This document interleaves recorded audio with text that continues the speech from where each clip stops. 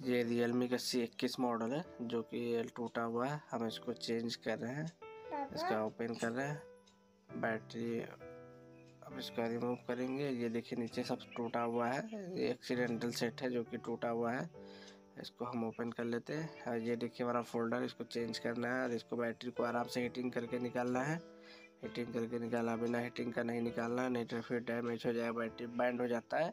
इसकी वजह से बैकअप नहीं देता। तो इसको पॉलिथीन निकाल लिया और ये नीचे का हम ओपन कर लिया और यहाँ इसका LCD का 30 पत्ता होता है और ये नेटवर्क एंटीना को हम बाहर कर लेते हैं और बोर्ड को बाहर कर लेते हैं और इसको हम आराम से हीटिंग करके निकालना है बाहर। हीटिंग करके इसको निकालना है बाहर, बिना हीटिंग का नहीं निकालना है क्योंकि इसका क्रोम बैंड हो सकता है इसकी वजह से। तो ये हमने हीटिंग कर लिया था। हीटिंग करके इसको ब्लेड से आराम से, ओपनर से आराम से ऐसे ये हम फोल्डर लगा के आपको चेक करा दे रहे हैं। ये देखिए इसको कैसे चेक करना है, कैसे टेस्ट करना है। फोल्डर लगा को आपको अच्छे चारों तरफ से इसको अच्छे से चेक कर लेना है, कहीं से हमारा ब्लर तो नहीं कर रहा है, LCD लाइनिंग वगैरह तो नहीं आ रहा है, लाइट लो कम बेसी तो नहीं हो रहा है। तो इसको हमको चारों लंग से हल्का हल्का प्रेस करके देख लेना है। हमको हल्का हल्का प्रेस करके देख लेना है।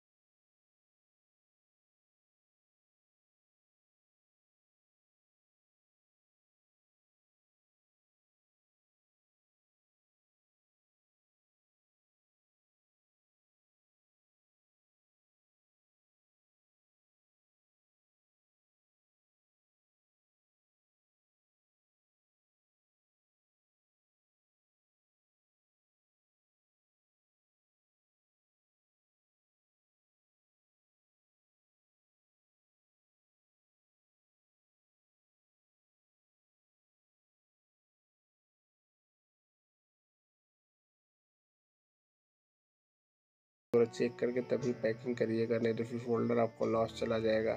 तो ये हमने चार्जिंग माइक बोर्ड लगा दिया है। अब बैटरी लगा कर इसको फिटिंग कर दे रहे हैं। ये बैटरी हमने लगा दिया, बैटरी कनेक्टर को भी बैठा दे रहे हैं। अब ये हमारा फिटिंग हो गया। अब बैक पैनल इस पर फिटिंग कर दें। अब ये हमने इसको टाइट कर दे रहे लगा के। अब हमको स्क्रू टाइट करना है। इसमें स्क्रू हम टाइट कर दे रहे हैं। इसको टाइट करने के बाद ये हल्के हाथ से इसको टाइट करना है, प्रेस ज़्यादा नहीं करना है। और ये देखिए इस पर भी ज़्यादा प्रेस नहीं करना है, आपको रबड़ के माध्यम से बैठाना है। ठीक है, तो हम बैक पैनल पहले फिटिंग कर लेते हैं। आराम से आहिस्ते आहिस्ते इसको फिटिंग करना है क्योंकि इसको प्रेस कर नहीं करना है। इसको हम आराम से फिट कर दिए हैं। अब इसको क्या करना है, हमको आहिस्ते आहिस्ते इसको फिटिंग करना है, ज़्यादा जल्दीबाजी नहीं करना है। अब इसको रबड़ को लगा कर रखना है। इसको रबड़ लगा के हमको 2 घंटा रखना है। ये देखिए हम कंपनी जैसा इसका फिटिंग कर दिया, आपको दिख रहे। ये देखिए ज़रा सा भी स्पेस लाइटिंग नहीं आ रहा है, चारों तरफ से भी लाइटिंग नहीं आ रहा। तो इसको हमको रबड़ लगा के रखना है 2 घंटे के लिए। जब से जैसे हमारा 2 घंटा हो जाएगा रबड़ को रिमूव कर देना है, फिर उसके बाद सेट को यूज करना है। ठीक है, हम ये चारों तरफ से लगा दे रहे हैं। ये हमने, ये देखिए हमारा टच ऑटो अच्छे से काम कर रहा है। इसको चेक करके ही रबड़ लगाना है, बार बार इसको चेक करना है और रबड़ को चारों तरफ से बैठाना है। ठीक है, तो इतना आप अगर कर लेंगे तो आपका फोल्डर एकदम कंपनी जैसा हो जाएगा, एकदम ओरिजिनल जैसा। ठीक है, चारों तरफ से रबड़ को अच्छे से फिटिंग कर दिया है। अब इसको हमको क्या करना है, पैक कर देना है। अब हो गया, ये मेरा पैकिंग हो गया। अब इसको हम 2 घंटे के लिए एकदम ज़रा सा भी टच नहीं करेंगे। अब इसको हम 2 घंटे के लिए रख दे रहे हैं। 2 घंटे बाद फिर हमको क्या करना है, रबड़ को रिमूव करना है, सिम स्लॉट को लगा कर रख देना है। ठीक है, ये हमारा कंप्लीट हो गया। अब जो ओवर ग्लू रहता है उसको रिमूव कर देते हैं। ठीक है, ये हमारा चारों तरफ से फिटिंग कंपनी जैसा हो गया। ये ओवर ग्लू था, इसकी वजह से रिमूव कर दिए हैं।